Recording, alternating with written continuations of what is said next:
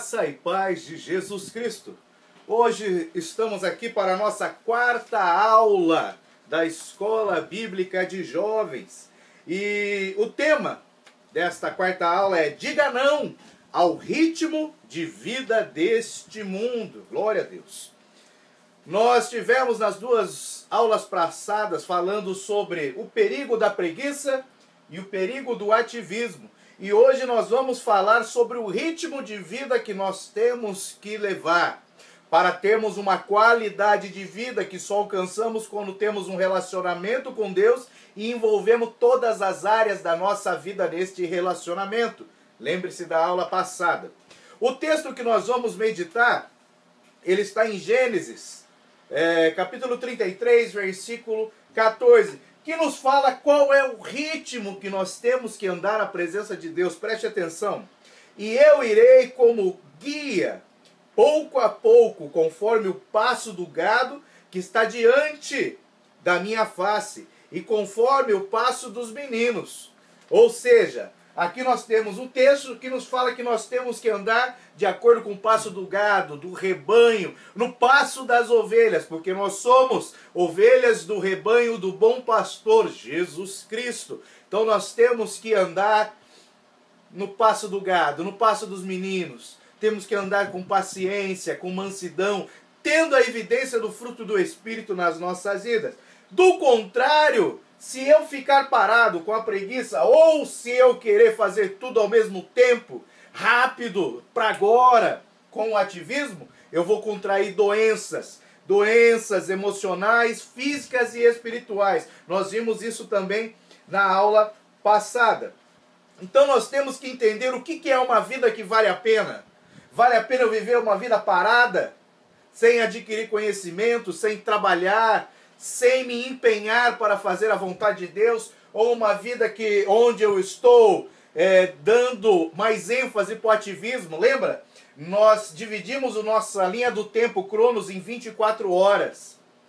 E ali nós demos a prioridade para o relacionamento com Deus e Ele ocupou um espaço maior na linha. Depois nós fomos encaixando uniformemente as demais áreas. Então eu tenho que determinar os tempos para todas as coisas na minha vida e elevar eles até o Kairos, até chegar ali no nível de Deus, no tempo de Deus. Então o ativismo e a preguiça, eles me atacam tentando me tirar do propósito de Deus. Então a vida que vale a pena é aquela que eu vivo no ritmo, andando no passo do gado. E nós vamos ver, o quadro já está todo preenchido, nós vamos ver parte a parte. Nós estamos falando do ritmo, o tempo do homem, que eu tenho que viver aqui. Nós desenhamos aqui em cima o Kairos, o tempo de Deus. E nós agora vamos dar uma passeada para entender o que nós temos que fazer para levar uma vida que vale a pena, uma vida com qualidade de vida. Aquele ciclo que nós fizemos na aula passada. Então nós vamos começar agora fazendo a leitura de Gênesis 5:21, para nós entendermos qual é o benefício de se andar no ritmo do gado, de se andar no passo do gado. Abra sua Bíblia comigo, em Gênesis 5, capítulo 25, a partir do versículo 21, que diz assim: E viveu Enoque 65 anos e gerou a Matusalém. E andou Enoque com Deus, depois que gerou a Matusalém, 300 anos, e gerou filhos e filhas. E foram todos os dias de Enoque 365 anos. E andou Enoque com Deus. E não se viu mais, porque Deus o tomou para si. Então nós hoje temos que andar no ritmo, no passo do gado. Nós temos que andar de uma forma que agrade a Deus. Porque se assim nós fizermos, Deus nos tomará para si. Ou seja, nós seremos arrebatados pelo Senhor Jesus. A igreja de Deus será tirada dessa terra porque ela anda no passo do gado. Ela tem um ritmo, ela se mantém num ritmo. Ela não diminui nem acelera. Ela nunca se atrasa nem adianta. Ela está dentro do tempo de Deus. Agora vamos entender o que é andar nesse ritmo. Porque andar nesse ritmo não é simplesmente eu caminhar lentamente, não. Tem características. E Enoque, ele conseguiu andar com Deus e conseguiu ser arrebatado por Deus, ele teve esse privilégio, porque ele andava de uma forma profética, ele andava remindo o tempo, contando o tempo, e ele alcançou assim um coração sábio. Lembra da nossa primeira aula? E como que eu sei se nesse texto que nós lemos não dá essa informação? Porque lá em Judas, no versículo 14, Judas, o penúltimo livro da Bíblia, vai lá, Judas, no versículo 14 em diante, começa a falar como que Enoque adquiriu sabedoria, porque ele passou a contar o tempo, ele viveu de uma forma profética. Diz assim: e destes profetizou também Enoque, o sétimo depois de Adão, dizendo: eis que é vindo o Senhor com milhares de seus santos, para fazer juízo contra todos e condenar dentre eles todos os ímpios, por todas as suas obras de impiedade que impiamente cometeram, e por todas as duras palavras que ímpios pecadores disseram contra ele. Ou seja, Enoque, ele já esperava a vinda do seu Senhor, a vinda de Jesus Cristo. Enoque, ele contava o tempo, ele sabia que havia uma promessa,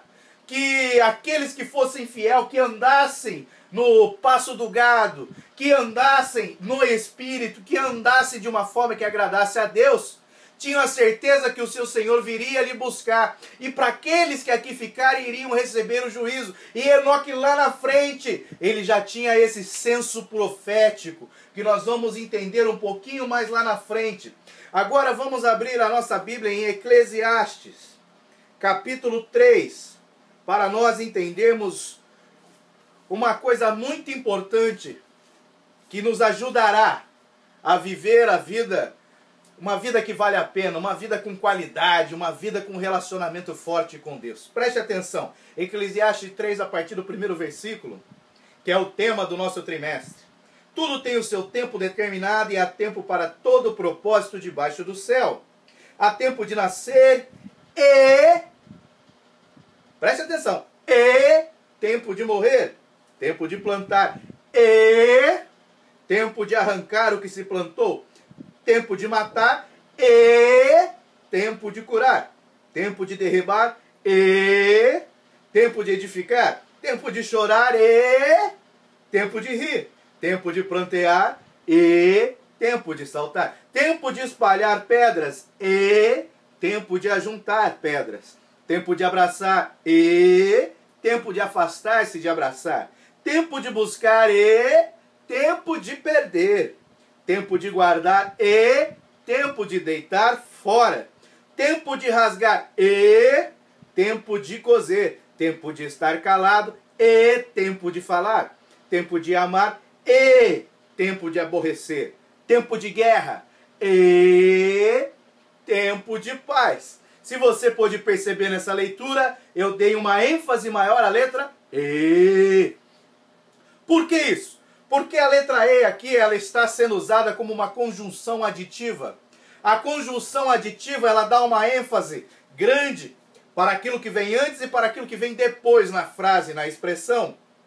Além de ela dar essa ênfase, ela torna obrigatório que para haver a expressão anterior, tem que haver a posterior. Ou seja, ela obriga que existam os dois. Então, quando eu falo que é tempo de nascer e tempo de morrer, não pode existir só tempo de nascer ou só o tempo de morrer. Um precisa do outro, porque tem essa conjunção aditiva, a letrinha E. Então, os dois precisam estar juntos. E por que isso? É interessante, veja, tudo tem o seu tempo determinado e há propósito para tudo debaixo do céu. Veja, quando Deus criou os céus e a terra, colocou o homem no jardim, o homem ainda não havia conhecido o pecado, não tinha desobedecido a Deus. Então não havia ainda o tempo de nascer nem o tempo de morrer. Por quê? O homem não nasceu, ele foi criado, foi formado por Deus. E a mulher também.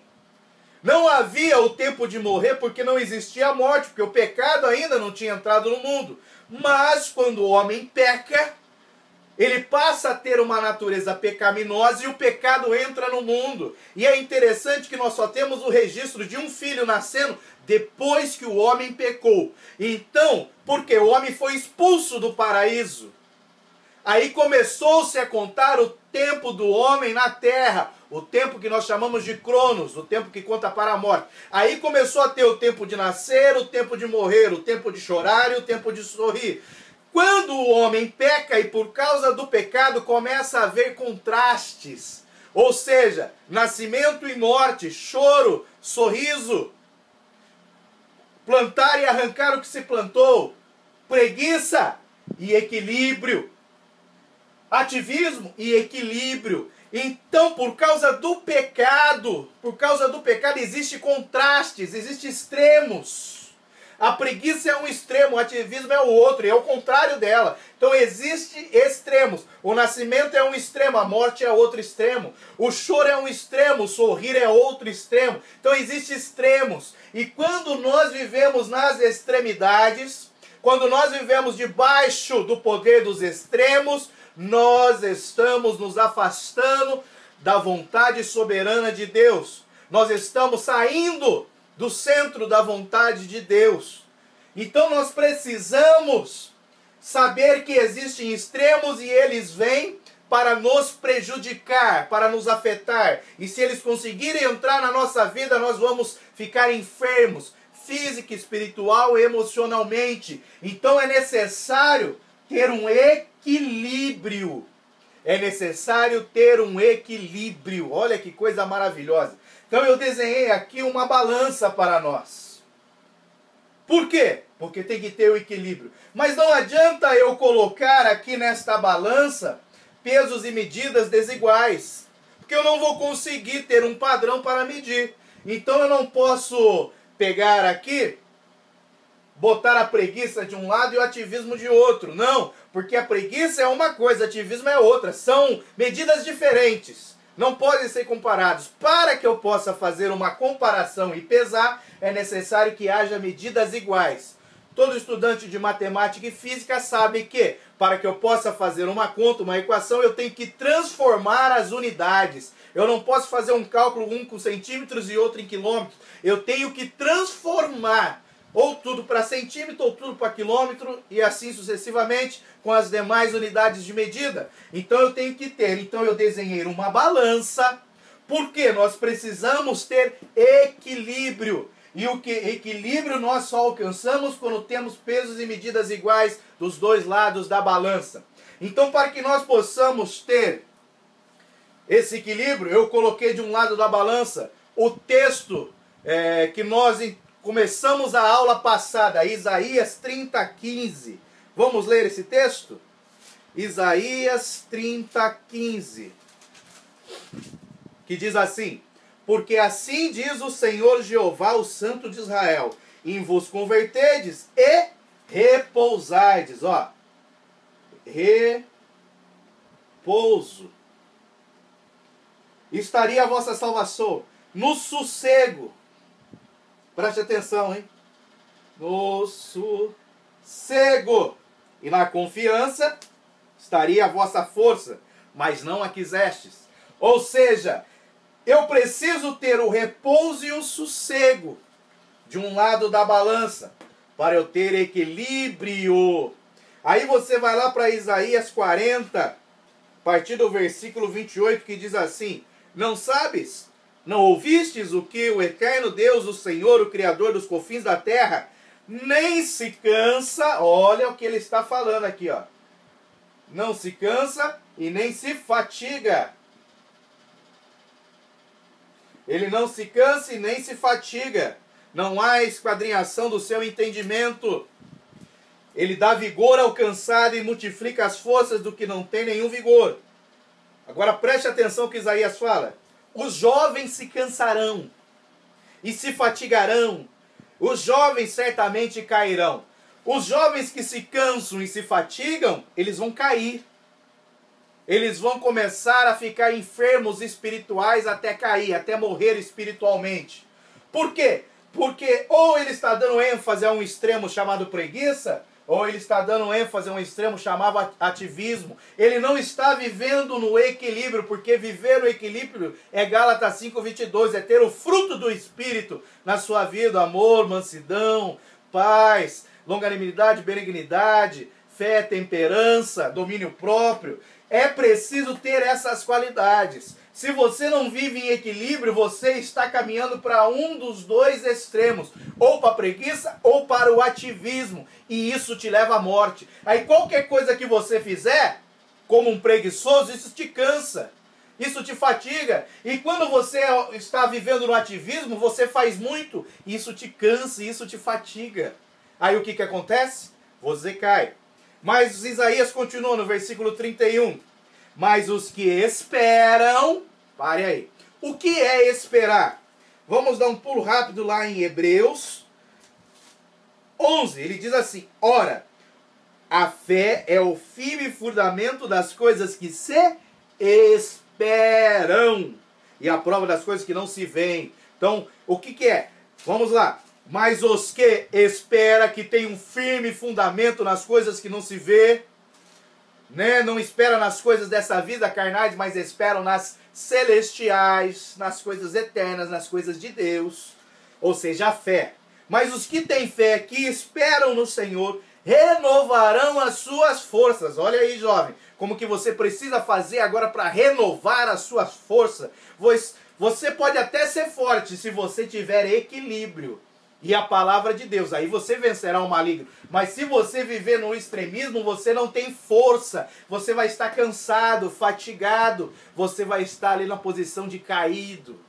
Então, para renovar as forças é preciso agora fé, fé no sobrenatural, fé na oração, fé no jejum, fé no poder da palavra de Deus.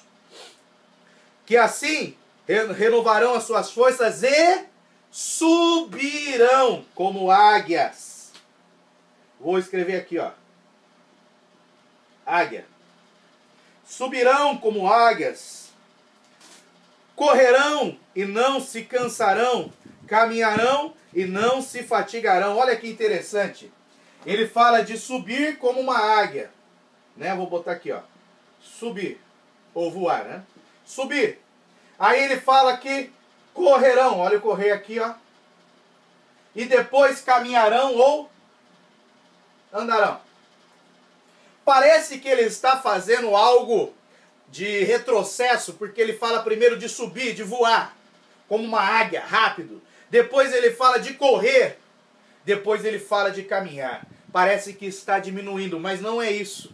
Preste atenção nessa dinâmica do Espírito Santo de Deus que estava sobre o profeta Isaías. O que o Espírito Santo revelou para o profeta Isaías?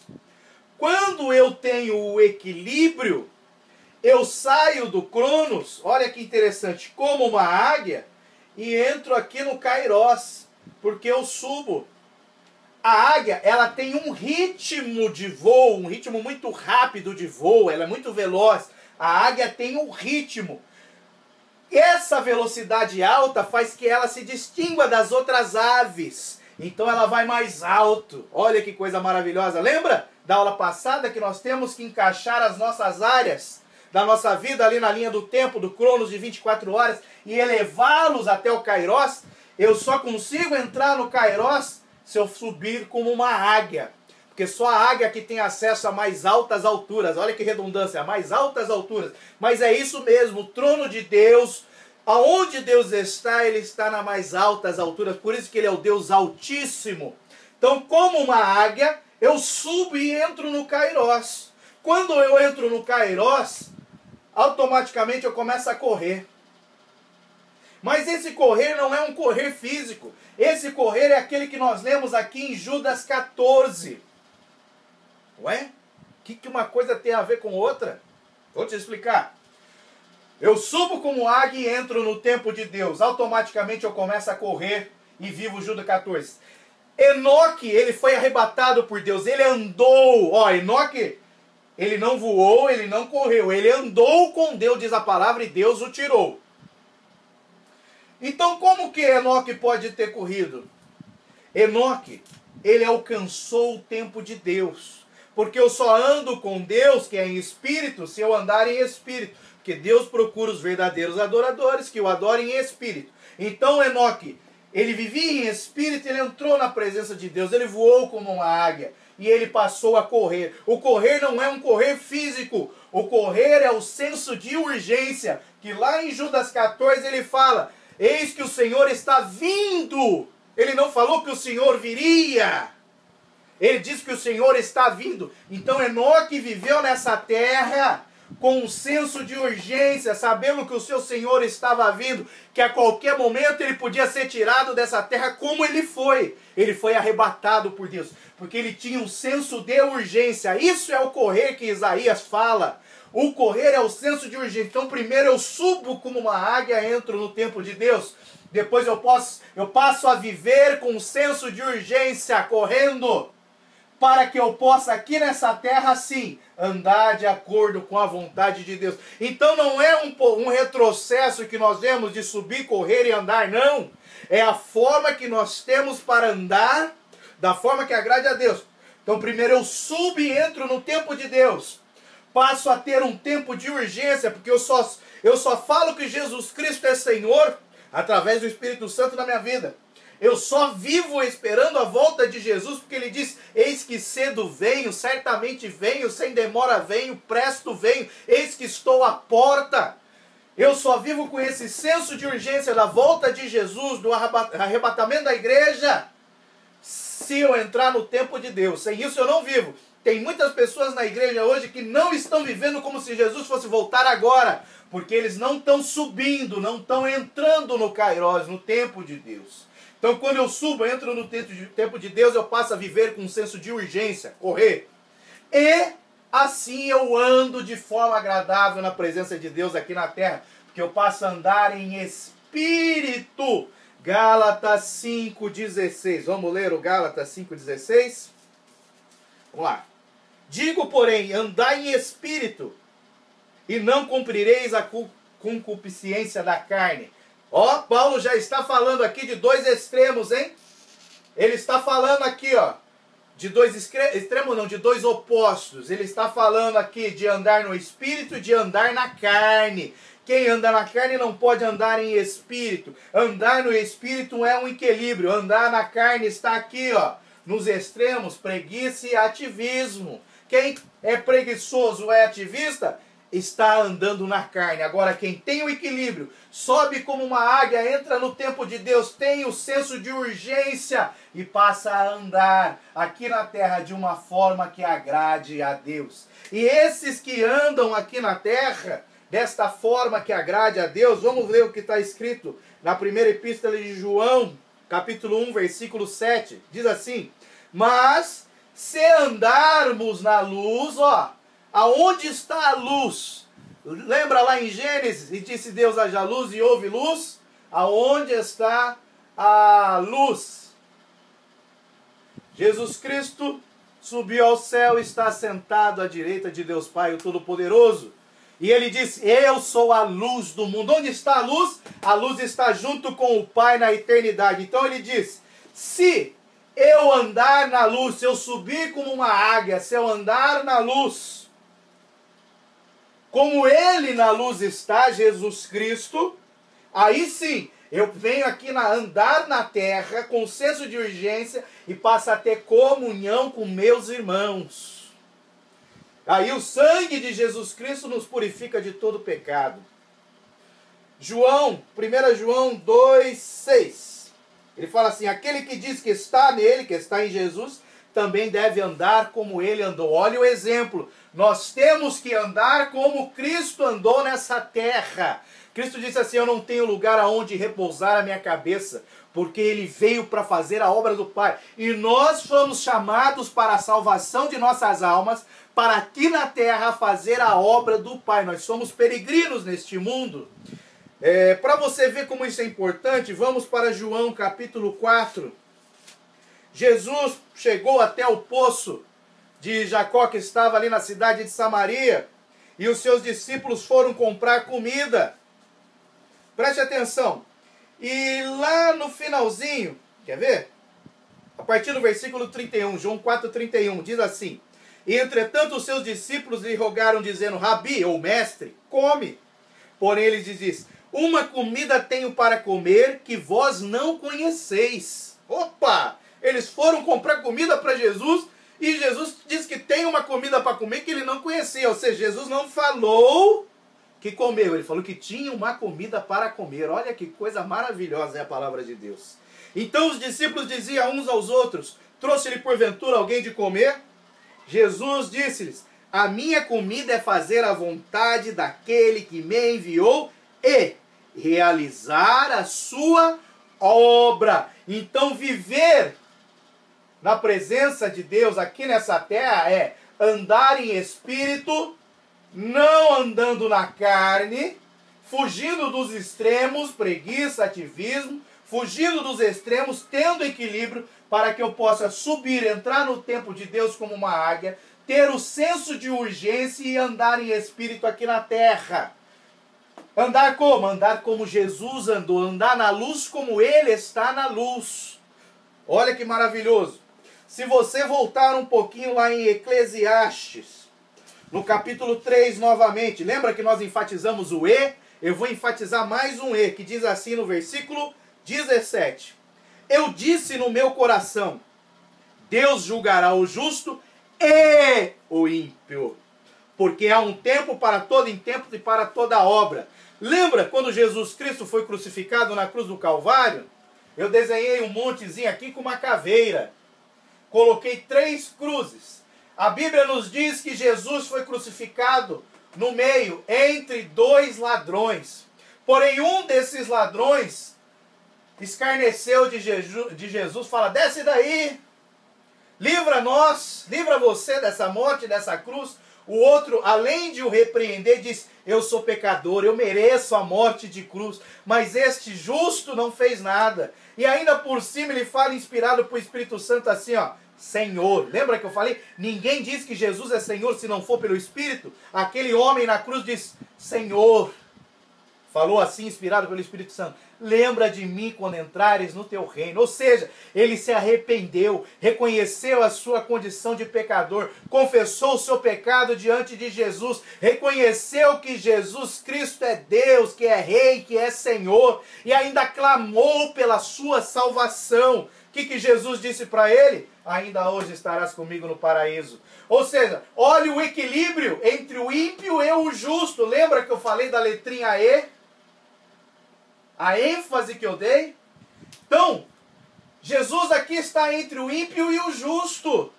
Entre 2 extremos, 2 contrastes, o ímpio e o justo. Mas Jesus, ó, Jesus ele é o equilíbrio. Eu preciso ter esse equilíbrio. Quando eu tenho esse equilíbrio, eu alcanço repouso, sossego, não me canso e não me fatigo.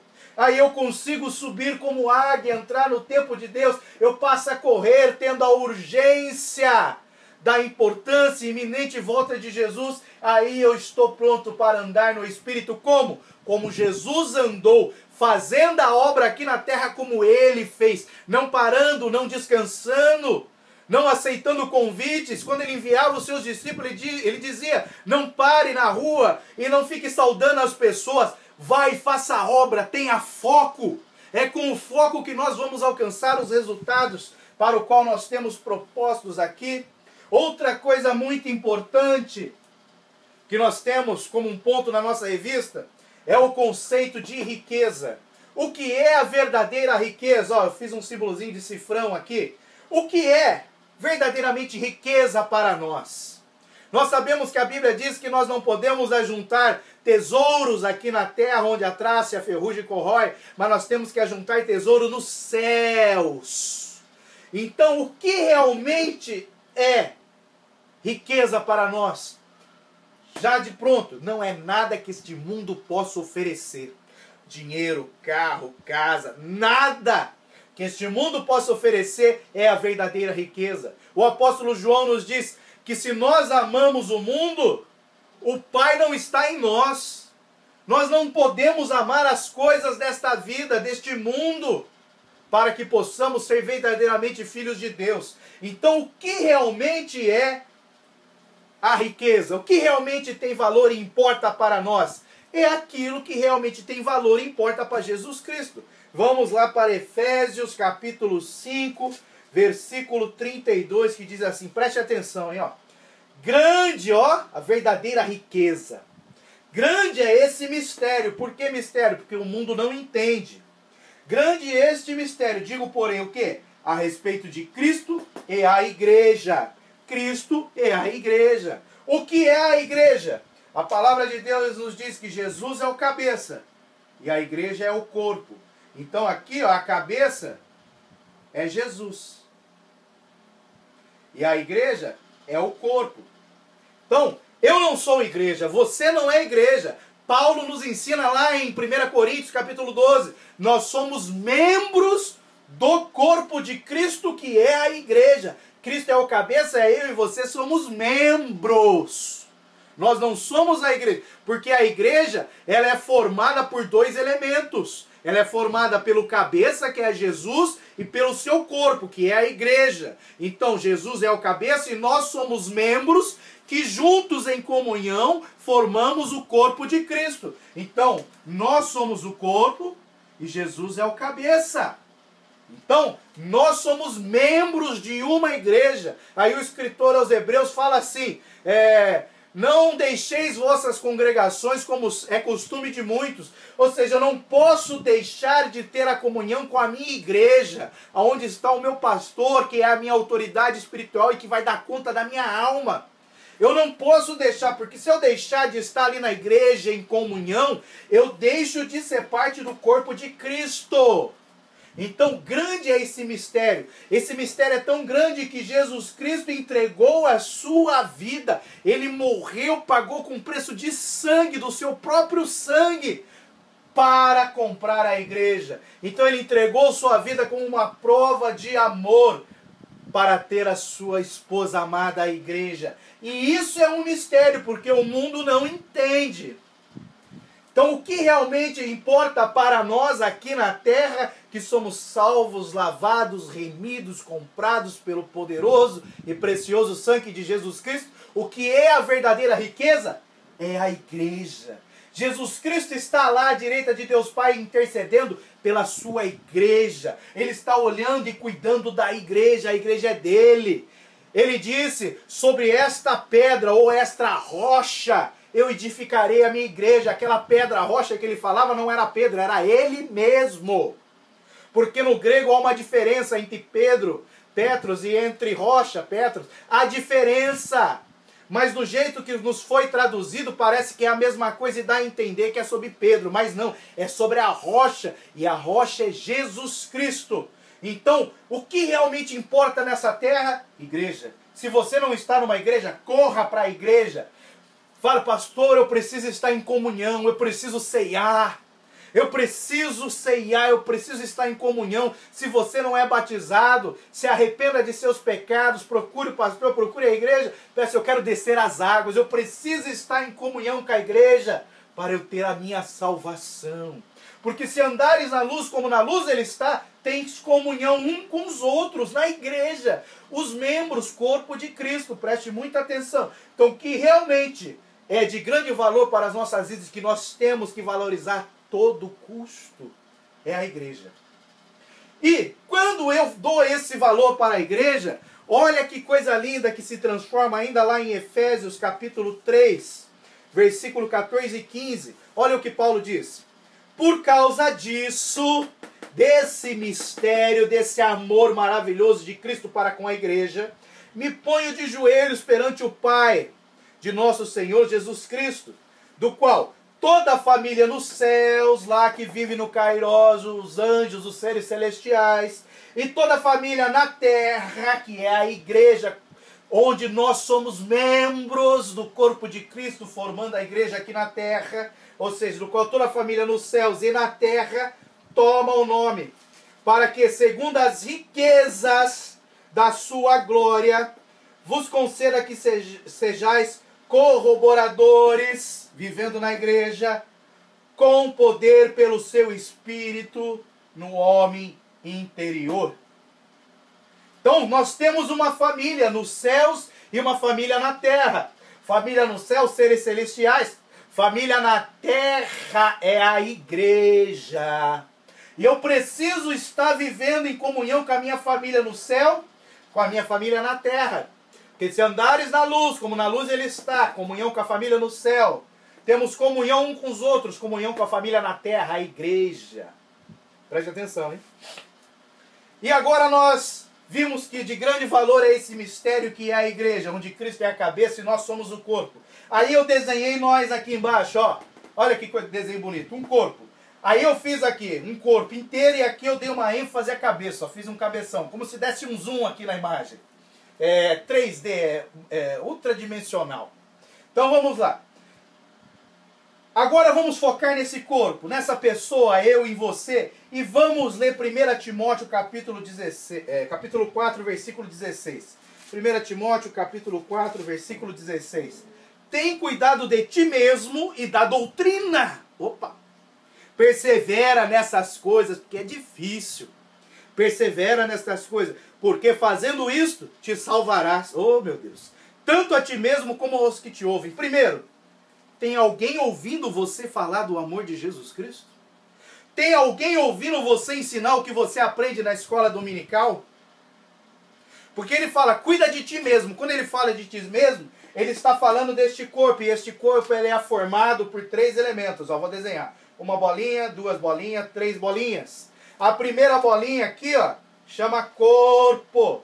A segunda chama alma. E a terceira chama espírito. Nós somos formados, somos tricótomos, como se costuma dizer na teologia. Nós somos formados de corpo, alma e espírito. Então quando ele fala, cuida de ti mesmo, ele está falando, cuida do corpo, cuida da alma e cuida do espírito. E fazendo assim, olha que interessante, hein? Então eu tenho que cuidar do meu corpo, alma e espírito e da doutrina. Olha que importância ele dá ao culto de doutrina. Olha que importância Paulo dá ao culto da escola dominical, um culto de ensino.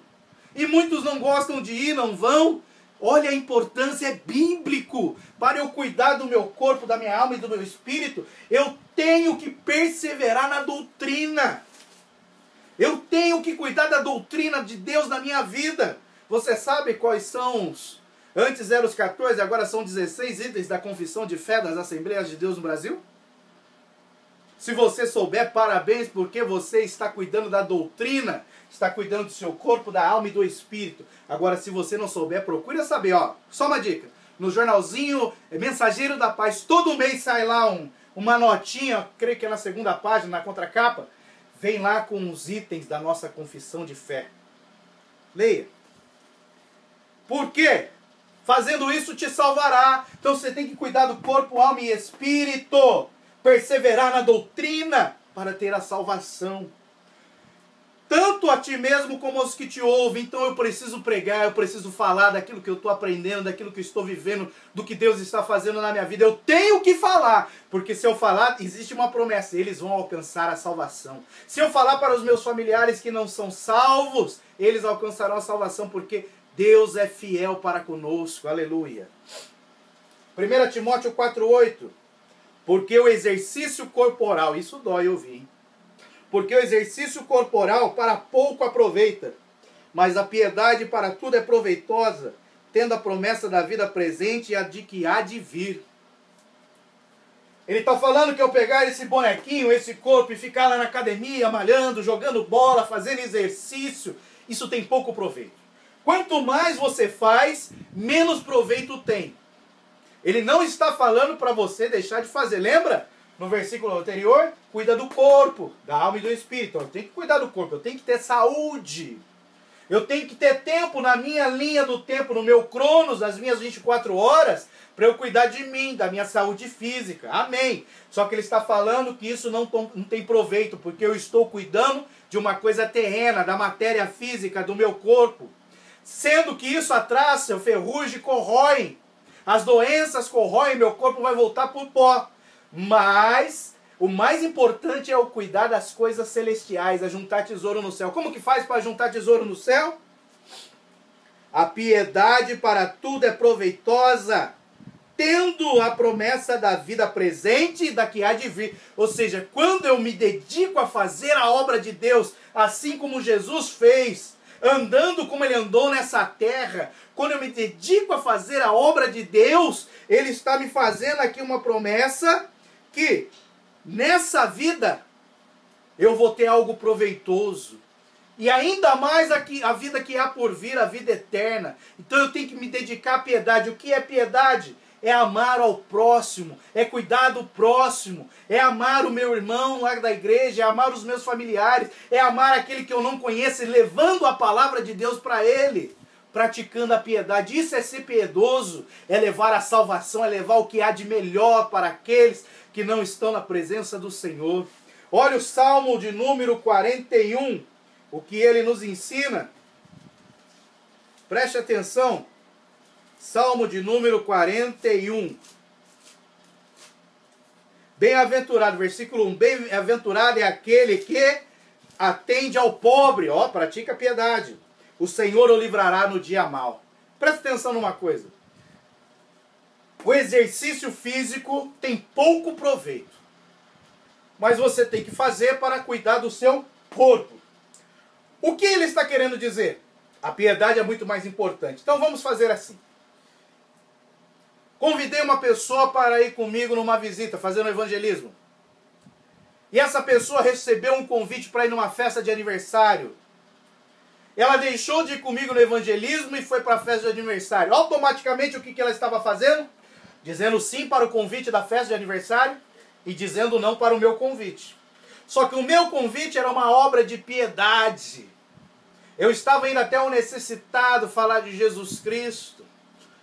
Ou seja, ele disse sim para as coisas do mundo e não para as coisas de Deus. Quando eu deixo de ir na igreja, deixo de ir no ensaio, de ir no estudo, de fazer o evangelismo, de ir numa visita para ficar na academia, para jogar bola, para fazer qualquer outra coisa, eu estou falando sim para as coisas do mundo e dizendo não para as coisas de Deus. Isso chega num ponto que... Lembra do quadradinho da aula passada que eu deixei um espaço maior para Deus? Se chegar no ponto de eu dedicar mais tempo ao futebol, mais tempo ao videogame, mais tempo à academia, do que o tempo que eu reservei para me relacionar individualmente com Deus, eu estou dizendo sim para as coisas do mundo e não para as coisas de Deus. Lembra, 24 horas por dia eu tenho que programar. Você já elimina 8 horas que você vai dormir, só sobra 16. Então, você tem que dar prioridade porque é mais importante seu tempo com Deus.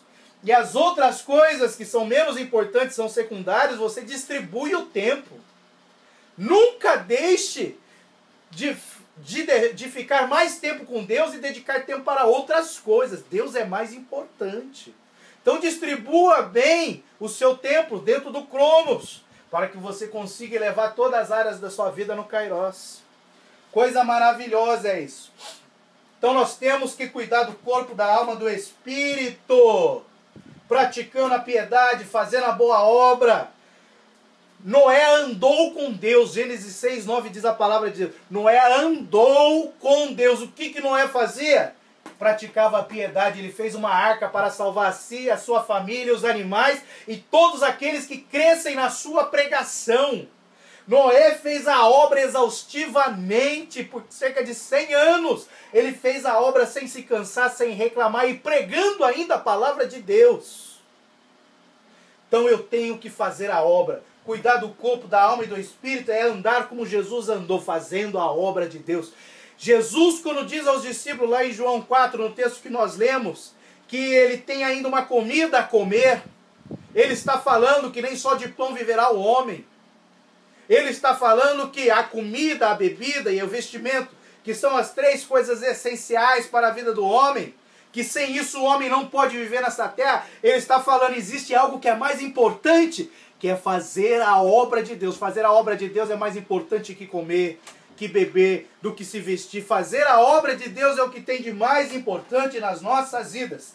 E para nós finalizarmos aqui, eu fiz um desenho também aqui embaixo de um alvo. Isso aqui parece um alvo, tem até uma setinha indicando, né?